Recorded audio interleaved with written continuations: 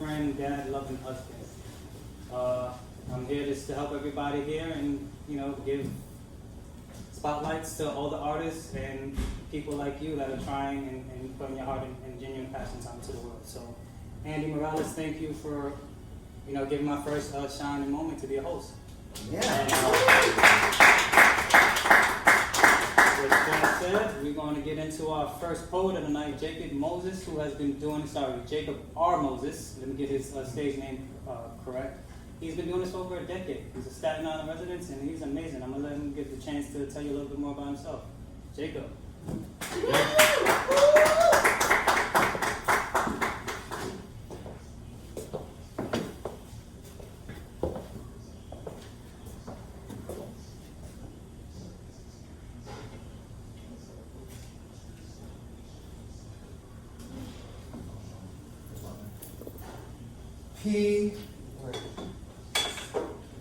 PTSD, post-traumatic stress disorder, prone to serious depression, pain that seldom dwindles, processing the same day, plaguing the soul, drowning, plaguing the sounds daily. Poor times seem definite, pessimism that seems deadly, perpetually torturous, strikingly demonic, passion terminated, seemingly destitute, pouring, tears streaming down, perusing the sorrowful darkness, photographic, the static dimension, pass through Satan's doorway, past the sour diesel, prescribed 37 drugs, Pilsner, tequila, sangria, diazepam, parched, taste sullied, dry, pariah to society, derelict, prone to steady decline, praying that screams dissipate, prone to suicide, damned, primordial threat, safety diminished, peace threatened, seemingly dead, passion tranquilized, sudden demise, past the summit, dropping, plummeting, the soul deadens, praying that solitude dissolves.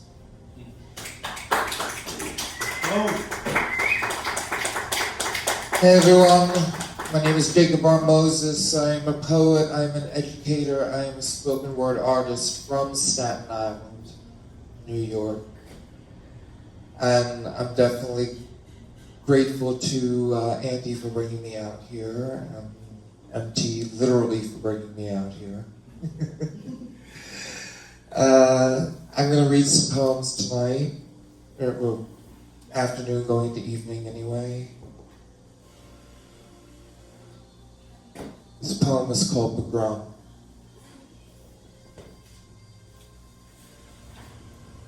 According to Google, a pogrom is defined as an organized massacre of a particular ethnic group, in particular that of Jewish people in Russia or Eastern Europe in the late 19th and early 20th centuries. I didn't want to write a poem about this. Would have rather forgotten the rage I felt due to microaggressions on 3 different fronts. Hoped I could hide the queer, hoped I could disguise the Jewish, hoped I could extinguish the bipolar. But Auschwitz was only liberated 80 years ago, and I have not forgotten and will never let my consciousness be tucked inside the trunk of a Mercedes-Benz. Even now, I am struggling to find words for my disgust, words for my mistrust of a national system that only sees me as a token unworthy of actual currency. Damned if I will continue to be a scapegoat sacrificed to an avaricious and pathetic excuse of a manufactured God. I yearn for blessings, long for affirmations that my life has even a minutia of a care. I no longer have the wherewithal to write stanzas of rebellion, for my biggest priority is trying not to die, trying not to suppress myself while seeming heteronormative in my exterior. And the inner dialogues occasionally voiced while in private chambers with the shadowboxing arena. Openly opposing orations of oracles, fulfilling a ministry, promoting a nationalistic agenda.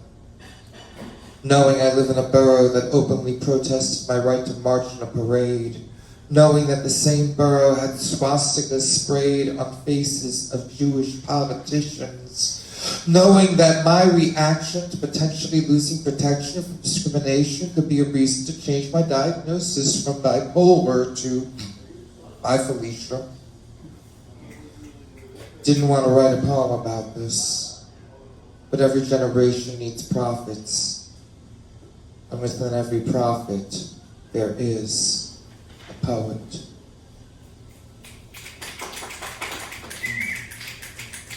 Hey, Joseph.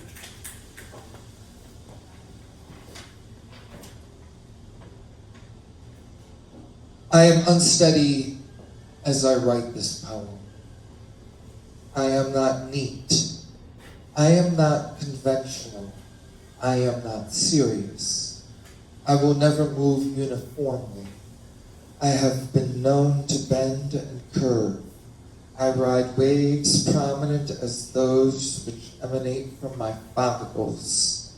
I will fit closely like a pair of skinny jeans. I take the long way to my intended destination. I take the meandering path to the spot marked by X. I exist in asymmetry. I thrive in chaos. I was not put on this earth to simply toe a line. I can never stop smoking pot and pretend I'm sober. I am slowly shifting away from the purely logical. I am not a sequence of cards. I am a complex holding complexes. I will evade those who think I will ever be hetero. I am not, have not been, nor will ever be straight.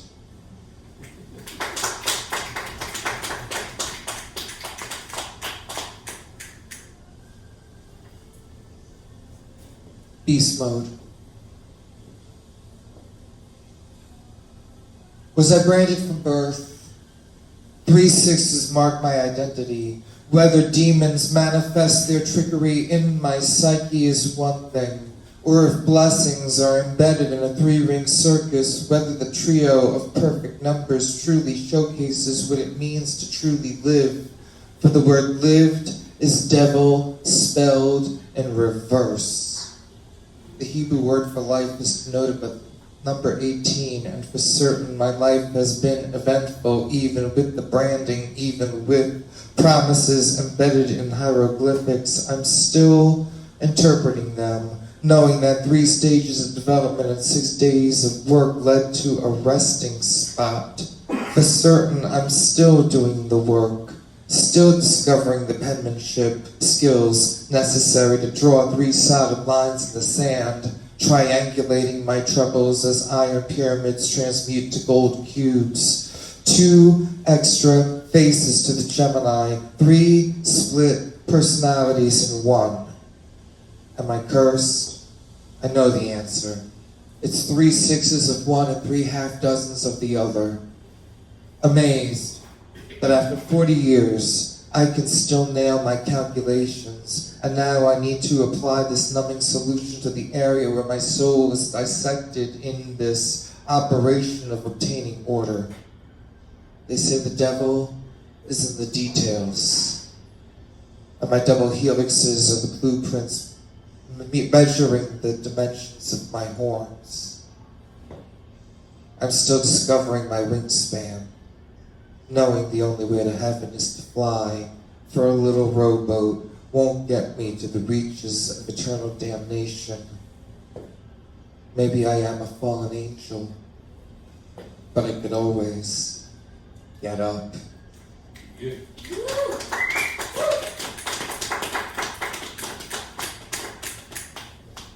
If I should fall,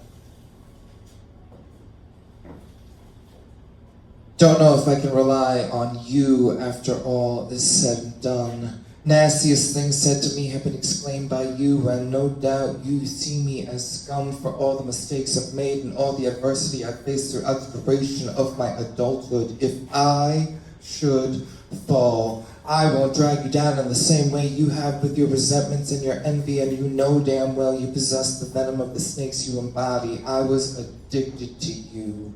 like nicotine, and you were a habit I needed to kick for you stifled my breathing. All the while you tried to save face while I saw the evil, saw the 7 sins, you dissolved the 7 seas. You will never value me. You will only see me as an obstacle in the same way you once saw me as a gateway to a land no poet has ever promised. There is no tomorrow for us, and a fortnight filled with empty apologies won't win me over. And to this day, I wonder if our friendship was genuine, or if I'm simply a scapegoat for your inadequacy. For certain, there will come a point where I can forgive you, but if I should fall from grace with God, I would flop like an asphyxiating fish, turn into a better version of myself as an angel, and bless the rivers on the shores of my meandering madness. And soon enough, I will stop wondering if you ever gave a crap about me. All right, 2 more right off the dome. This poem is called Touch of the Sky. It's one of my signatures. Sunrises on Saturday mornings before networks at 24-hour programming are vast memories, sense of light and color from the test pattern, darkness eradicated at the age of 4. Infomercials with Richard Simmons outlined weight loss fallacies, crash diets, laxatives, vomiting, starve for a sense of belonging, excretion of identity, purging taboos of the psychic and psychotic. And then the colors of the oatmeal cards ease that need to nourish my spirit, quenching my thirst for love and wisdom.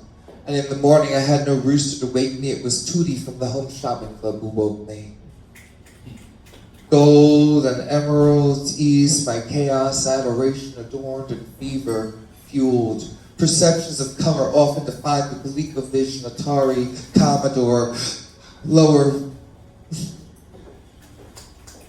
higher contrast from reruns of I Love Lucy, The Twilight Zone, and The Honeymooners. And I crave boldness in those 8-bit rainbow skylines done in justice. 16 colors aren't enough. Impossible to fill in a 24-hour day with such restrictions. And I observe the sky through filters, none of which distort reality, but simply accentuate the vividness of heaven. And often I reminisce of 1985, the first time I had a numerical concept of a year, 4 years after my birth, 30 years prior to my father's passing. But these days, my eyes are hexadecimal algorithms Pantone has yet to develop, and my vision is HDMI. Pupils are my perspective, darkness, the onyx observation of loneliness and loss, my insatiable need to find a place within this infinite spectrum, my unfulfilled desire to belong. The wheel of fortune spins. Luck is pressed. Come on, big money, big money, big money, big bucks, big bucks, big bucks. No whammies, no whammies, no whammies, no whammies, no whammies. Stop! Pink hearts, orange stars, yellow moons, green clovers, blue diamonds, purple horseshoes, red balloons, pots of gold, rainbows, trees, blue moons, leprechaun hats, gold coins, shooting stars, crystal balls, hourglasses, keys. These are the talisman of morning magic, ambrosia of oats and marshmallows soaked in milk, but my lucky charms are my rods and cones. They allow me to admire these radiant symbols. All my photos evolved from mud, and this new set of colors is presently paradise, my heaven, my sky, my ether. Perhaps it demonstrates the incorporation of color destined to reach out. Perhaps it's friendlier than the earth upon which I stand. Perhaps I crave that which is limitless, for skies are not ceilings. The outside world is unconfined. My aura showcases skylines.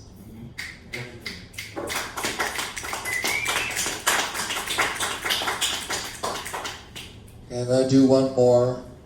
I am a native New Yorker, but one of my favorite poems and one of my most sentimental poems is about New Jersey. My little place called Asbury Park. And this is called Palace Amusements.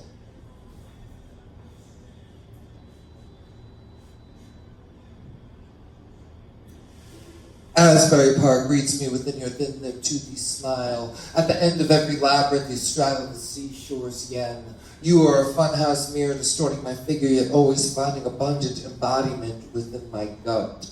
My navel yearns for that connection to amusement within these vibrant walls. Love was the product of jackpots won from slot machines dispensing ducats. Tokens tossed from one hand, arm pulled by the other hand. You were the windfall stashed within this chest of hazy nostalgia. Adulthood proofs more haunting compared to the cart carrying me through those mysterious halls, wishing I could be hypnotized just so I could catch a spoonful of what once satiated my satisfaction. One taste of the sacrament arrived from riding a roller coaster before it became a cliche denoting a diagnosis. Before mania surged through my synapses like a Jimi Hendrix guitar solo.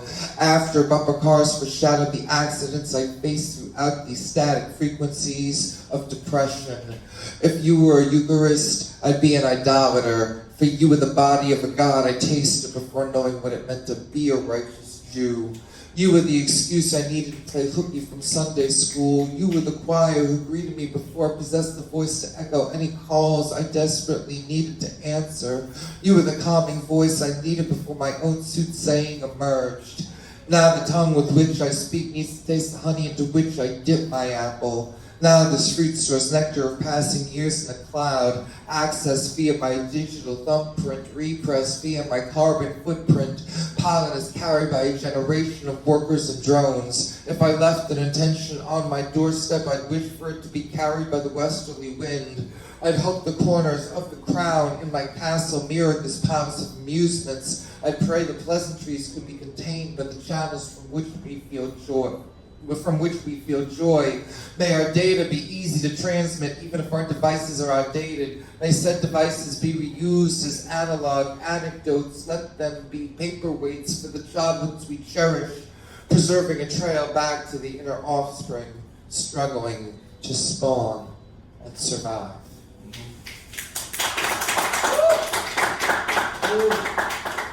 Before I get off stage, this is my book, Grimoire. I do have copies for sale. In the corner over there is $10 a pop. Only $10. Basically free. It's private, yeah. Thank you guys. I really want that to be the case so bad. But $10, please come see me if you just need another book to read that is told in the form of a spell book. I can't promise that you'll turn into a bad, but your mom is Are you signing the copies? I am, in fact, signing the copies as well. Oh, snap. So $10 and a signature. Thank you. All right.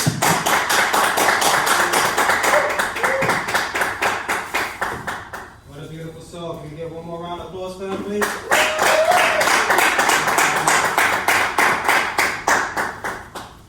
I am really a nightmare. It's 2026, so I don't want to make the jokes, but I don't like to write songs. But yeah, that was amazing. That was amazing. So there's a little change of plans the way things went.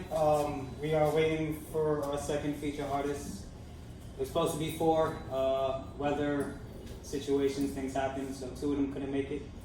And our other Newark artist is still running late. So we're going to switch over now to open mic.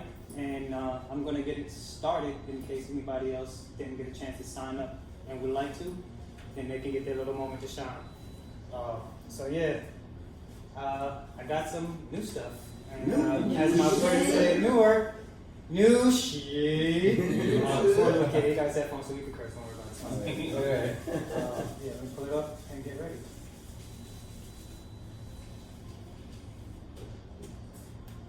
And I want to say, like, this is the reason why I love poetry. I love this art space. Beautiful soul like Joseph, Moses. I didn't got to talk outside of this. I got to know him before the show. I got to speak to him last night. Didn't get to hear his poetry. And hearing, again, told me a little story, but hearing that, even openly know how he was going to talk about who he is. Thank you for that. And which brings me into mine. No title. Find out a title if you want to put out. It's called, or it's going to start off just like this. Don't judge a book by its cover. Motherfucker! ADHD ain't me. I am a son, brother, friend, nephew, lover, husband, father. Titty bubbler, kitty shuffler, kidney shoveler. Ain't no stutters over my trips. I mess up and be proud of it. I'm the one farting, arguing like you better sting. You thought this was a freaky fetishize. Let me build them up, choosing the words precisely to leave the listener memorized. Well, smoke spore, wand and sword, with my ward and hoverboard. Woman, where's my megazord?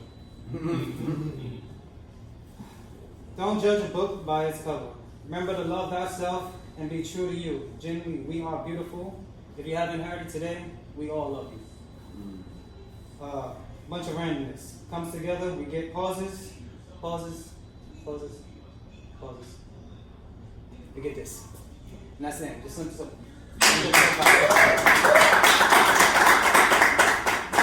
So, here's the paper wrap with the open mic slip. Everybody got it? I know.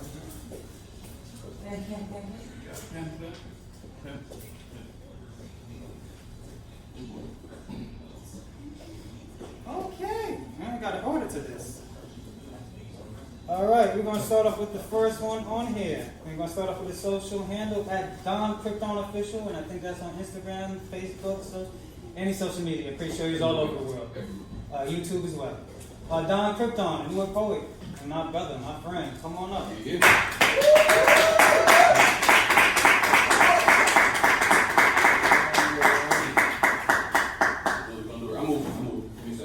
I gotta bring out all of this stuff, you know?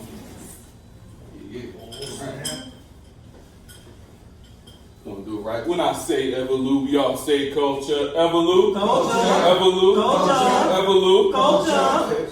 These vibes. All right, lovely, beautiful, dynamite. Love to see. Oh, these are the books. Oh, yeah. That's good. Of course, I already have Grimoire because I read, I'm check it a few years ago, so all good there. These are my books. This is my first book, Illogical. It's about 3 years old, 3 or 4 years old coming up this year. So this is my book. This one's 15. This is the one that I came up with Samuel Alston and the Young Ones Network. This is a notebook specifically based on my way of getting into poetry. I started in Unraveled Culture, and they played a game. They said, hey, anybody want to play a game, and your prize will be either a wine bottle or a notebook. I got handed the notebook, and I've been a poet ever since. So I'm giving that specific, entry into poetry back to everyone, and of course anybody who needs something to write on and a little bit of inspiration as well. So this is also only $10. Thank. Piece what I wanted to share today. I'm feeling a bit on edge simply because there's people out there who like to play games and for things that don't actually matter. So let's just keep it at that. I have a book, my third book that I haven't written yet. I actually have 2 books now. Yeah. Okay, still coming to grips with it. My third book that I haven't written yet is about a correlation between real life and King Arthur's court. So there's a lot of things that happen, blah, blah, blah. But who do you believe was the greatest knight? In that King Arthur's realm? court. Yeah. Camelot. Camelot was the name of the. I got you. So, Lancelot. there we go. I was trying to say that. Yeah. I'm sorry. There we It's been go. a while. That's what I wanted to hear. Been a while. So this is in that kind of vein. You'll understand when you hear it. Lancelot was supposed to be the greatest knight. The one you wanted on your side whenever there was a fight. See, Arthur trusted him with his wife, and that is what spurred the court's play. You see, Lancelot was not only the king's best weapon, but the king's most trusted soldier. And in their first meeting, he almost defeats the king in combat, meaning he could stand toe-to-toe with him without the need of a magic sword. But instead, he chose to become a knight. He chose to become a helper in the realm of someone he respected. He went out of his way to help the king when the king was unable to attend to his own matters. Slayed dragons, rescued knights, a little bit of everything, and all of these deeds Lancelot proclaimed in the name of the king. And of all the kings of all the things the king valued in his great warrior. His greatest asset was loyalty. Does anybody know what Lancelot's weakness was?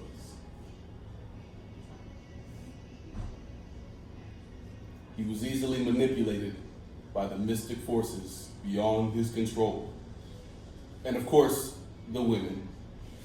Dear God, the women. And those two things came together when Lancelot came in contact with him. He didn't have a chance in hell. Enter Queen Guinevere. Their connection was magical anytime they were near. And while there was nothing happening in the presence, the thought of adultery between them drove the king to fear. Instead of trusting his loyal friend, he sent them away to find a holy grail instead. But before this hermitage and madness take his mind, the Lady of the Lake, Lancelot happens to find. He gives him back his sanity and a new purpose to find. And instead, Arthur's muse in hand, Arthur's queen in his sights, Lancelot prepares for a new fight. Now, Arthur may be the king, but Lancelot is the champion of the queen, of the kingdom, and everything in between. However, Merlin messed up a bit when proclaiming Lancelot as the savior. He was the king's greatest and strongest and the best knight, but not the pure knight, destined to save the kingdom. So instead, to this broken kingdom, he's the coffin's final nail. And instead, we'll have to find another Galahad to find that holy grail. That's the song. Thank you so much, Don Kirkton Official, all social media platforms. If you want to follow me, I'm going to be doing I do a couple of DJing gigs. I work at Newer Culture Club. I work with Evolu Culture, obviously. And I also work with the Cryo Cave. I have a few things there. And I'm going to be doing a show on Juneteenth, Source of Knowledge, Yoga, and Flow. I'll be DJing there as well. So if you want to come follow me, there's a bunch of events happening. Thank you again, Andy, for putting on the show. Thank you, Sam, for being my brother day one.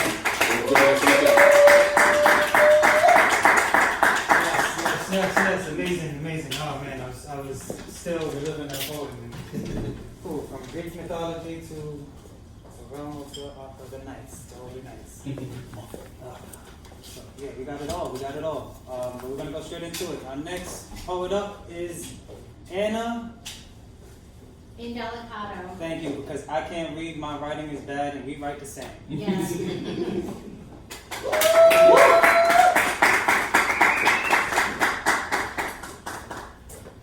Do I need a microphone? It's up to you. Can you hear me? Yeah. Okay, good. Okay.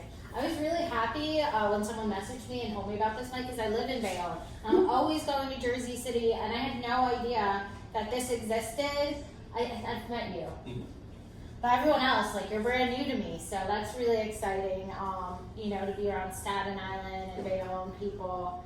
So I guess I'll read a few poems for you.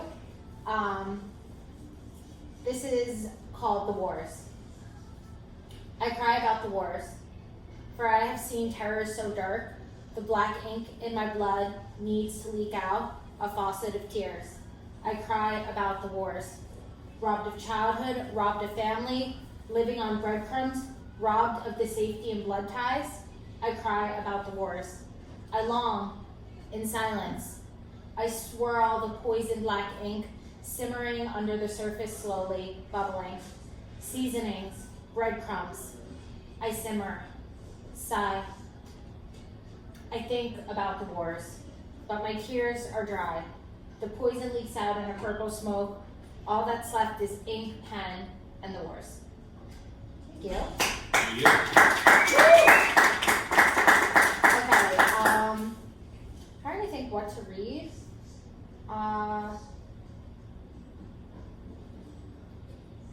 Is it okay if I read something PG-13? Read whatever you want. Okay. This is called Hamlet. To be or not to be a good girl? That is the question. To be.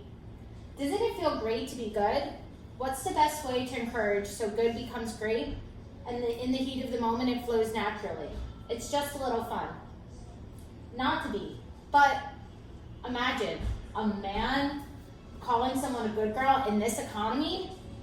2016 America. Where have all the good guys gone? And where are all the gods? What makes a man good? Protector? But where does that lead? War? Dicks whipped out just to piss on the Constitution? 2016 America. To be. Let's look at the facts. It's so easy to hurt the men's feelings. They're so sensitive. Just another white lie, protect the ego, everyone gets off. Haven't we all been a little too enthusiastic before?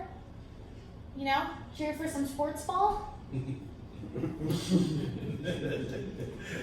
Not to be.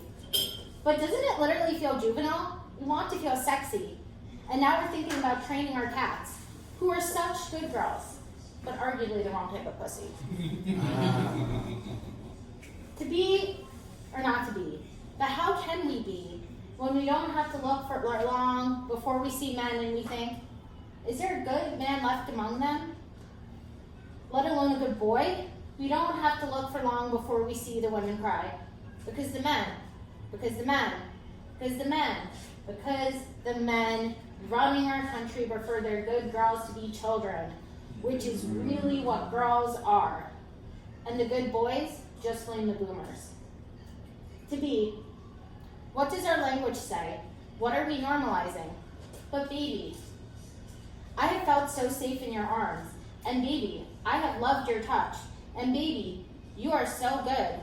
But I don't feel safe in this country. And I wait on bated breath because good boys don't fight. And I wait on bated breath because boys don't take the spear until they're ready to be men. And I wait on bated breath because violence only begats more violence. And the patriarchy got us into this mess, and you're too good not to know that. Not to be. People are flawed in the best of times. People are flawed in the worst of times. Baby, I'm a hypocrite in the best of times. Baby, I'm still a hypocrite in the worst. To be. Where can goodness even be found? How can the men learn to be good when the bar keeps raising every day with the stakes? Not to be. When you call a child a good girl or a good boy, the research says you're telling them your value is on your behavior, not intrinsically on who you are. The research says teach them their core is good, tell a child good job, reward the action a job well done. But teach them their insides are good as a base, because to be a good person, your core needs to be good even when you fail. To be or not to be, that is the question. But maybe the real question is, how bad can we be and still stay good? Thank you. Amazing. One more round. Alright, so we're going to play another audible because we still have a few more people to come and do things, but I feel like the presenter of this arrangement should get up here and read something from his book. Okay. So, you want me to go up? Yeah, sir, can you come read something from your book? Open mic corner? We're gonna get you up here and give the last person a little second before you go. Fine. All right. I'm doing the story thing, so just yeah. All right, guys. Okay, I was gonna go on last, but this is my book. I'm not yelling. I'm just loud. I'm gonna read a piece. I did talk about my dad, so I'm gonna read a piece I wrote. It was a letter to him 3 months after he had passed away already. It was like he passed away in March, and I wrote this in June of that year, and it just naturally came out. I can't remember what I was doing that sparked it, but so here it is. The title of this piece is called "From Your Youngest Son." It goes like this. Going through your Facebook page, looking at your old posts, memories, laughter, and outings I will always remember. The reality of your absence, the thought of it, I'm in disbelief. It was God's plan. He got that big glory we were always talking about. The last days weren't easy. The powerful move of God spoke to me like Jesus when he spoke in parables. The signs of relief, the suffering no longer in progress, the procedure, the surgery, the battle was won. I am jealous of you. You get to eat at the Lord's table. You get to dance with your mother. You get to play baseball and sing for our Lord. I will see you soon. my greatest inspiration, my champion, my hero, my father.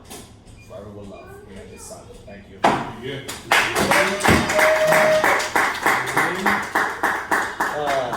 That feel good? Yeah, I will get you later. One more. One more? Damn, okay, fine. Fine. Okay, I don't want to hog the place, so please. I know I'm creating the event, but it's not about me. So, okay. This is an interesting one. So it's called So It Was Implied. That's the name of the poem. Speaking of truth, it's a hard pill to swallow.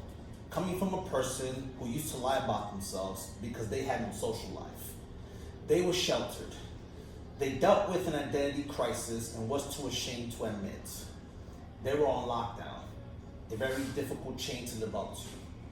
His therapist told his psychiatrist the lies they noticed as they were speaking to one another. The redemption was theirs to conquer, not the person whose help was needed. They spoke these words called help. They were considered lying because the words they tried to speak didn't come out as planned. So it was implied that nothing they did was ever their problem. That's the poem.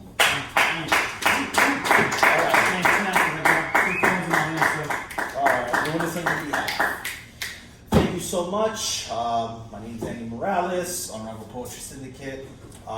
It's my first time back since a year. I'm glad to be doing this. This is my book. I have it here. I don't really care about money, so if you guys want a free copy, I'll sign it. I don't care. I think I only have 4 at the moment because I didn't expect to be a lot of people here, but if you're interested in a signed copy, if I don't have enough, we'll work something out. But yeah, so all right, rock on.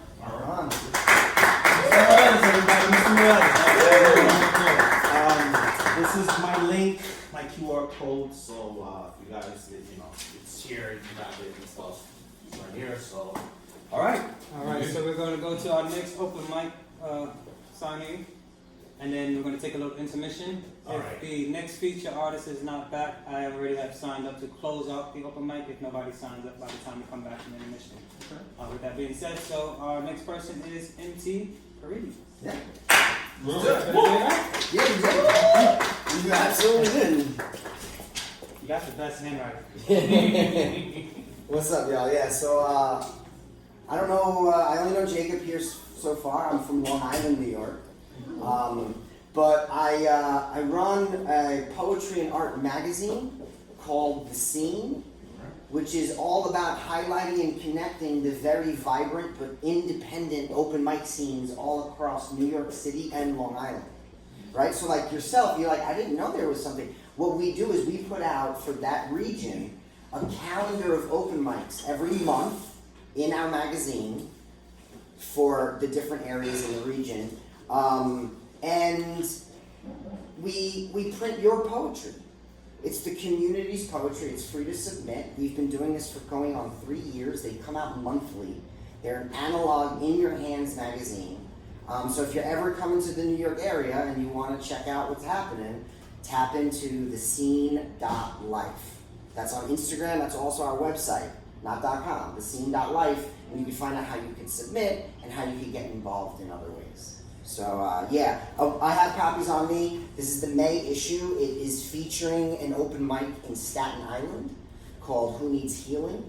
What we do every month is we feature a different platform so that we shine a light on the people who are bringing art to the community, and we go around the areas. So this is Staten Island's issue. They are only $5 if you want a copy. And let me get to the poetry, which is what started this for me in the first place. I'll just do 2 little ones, not so little. All right, so this is called, what am I going to do? As above, so below. Here it goes. On the heels of inspiration, chewing on its dust, souls need replacing. Terrain's been too rough. No, I'm not complaining. I'm used to too much. Sometimes like I'm gaining, most times, out of touch. Because I know what it takes to not make the mark. I forgot to aim and missed from the start. I'm not casting blame, except that in my heart, the name of the game is getting torn apart. And that's not the same as dearly departed. I live through the shame. My heart has been hardened. Callous and tough, these habits rebuff every time that I try to get by as enough. Don't know why, don't know what, so damn dry, fill this cup. In a sigh, I reply to the sky with a but. But I gave it my all and my eyes never shut. Won't believe what I saw when I finally looked up. When I finally looked in, as above, so below, but I do not see sin in the cosmic light show. Where did we begin? Perhaps we'll never know. Wouldn't do it again. It's the end of ego. It's the end of the self, the start of something else, a collective type of consciousness that gets us out of hell, that brings us to a place where the symmetry of face ain't the measure of your beauty, where you cannot be replaced, where no matter what you chased, be it truth or inspiration, will be given out in spades with the sound of jubilation. Poem. I'm going to do one more. Thank you. This one is in honor of my mother, who passed in 2020. It seems to be going around the room in some ways. So I want to do this in honor of her. Her passing, she passed to what I call complications related to her mental illness. Take from that what you will. But her passing is what got me on my journey of mental health and wellness, which is when I got diagnosed bipolar, as like not my buddy Jacob here, and at the age of 38. And yeah, so this is in honor of her, who taught me everything I needed to know to get my mind right. It's called Radio Rituals. She loved music and she loved to dance. Flipping through the stations, trying to find familiar sounds, searching for that magic music that brings you back to life. I set the ritual in motion, a conjuring, and wade through the waves that emanate from the radio. There is a sudden swell. Backflow, updraft, rip tide. The ocean draws me in, pulls the rug right out from under. Couldn't stop it if I tried, and I'm not trying. Ragdoll rolling, spread out wide, starfish, till I'm spit back out, soaked and stumbling on your sandy shores. It worked, but you wound up being more than the ocean, and I wound up being less than prepared. Dewdrop, raindrop, teardrop. Just when I thought it was over, I see you dancing in beams of light. Rainbow. Salty prisms blur my vision for the present to sights of the past. It's just like the ocean. You're more than the light. You're its source, scattered about above. Fusion, fission, collision. Bright bursts twinkle, guiding this wayward wanderer back to where it all began. Your end. A final blaze of glory casts new shades and shadows on all the moments of your life, reflecting and refracting, fanning out into all the colors of you, hot or cold. Settling in now, I stop assuming and let you teach me what you tried to all along. That you were so ultraviolet when you weren't infrared. The stars will still shine long after they are dead. Time won't stop for no one, but it'll slow, can be sped. The music's always playing, and it's all just in your head.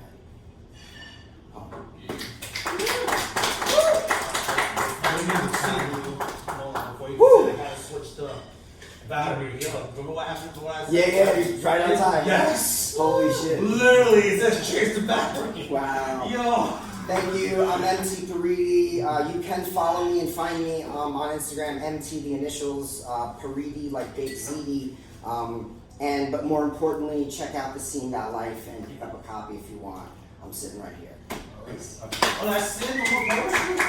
What? That's You want it? more? I got more. You know, don't tell the poet to keep reading. Reading, man. I thought you said 3. That was 3? You No, didn't that was tell me it 2. was that fire though. That was 2. What? You didn't say it was that fire. So. Oh, thank you. Humility, man. Humility. So many superstars in here. Superstars. So yeah, before we get into the intermission, I just want to plug myself in. I guess I didn't tell what kind of books I have, and one of my Nick brothers came in here, another member of Only Us Network. But yeah, we have a comic book out there. Yeah, my first published own self-made comic, and with all my books where it's actually words included, I make sure that there's a poem. Nice. Yeah, and being that he mentioned losing somebody, this all started for me from another brother that's no longer here. So, Eric, shout out to you. Miss you, and yeah, we're still doing it for you. Find the poem.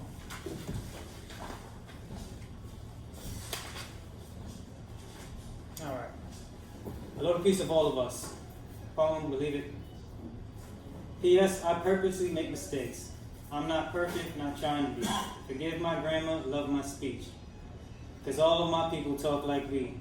That's what makes me great. Together we stand to find our one piece. A poem of the piece I found from the things I love, which all taught me to love me. I hope we all find our own piece of the one piece. And that was a poem I wrote for Eric. That being said, 15 minute intermission, and hopefully our last and feature poem will be here. Let's do it.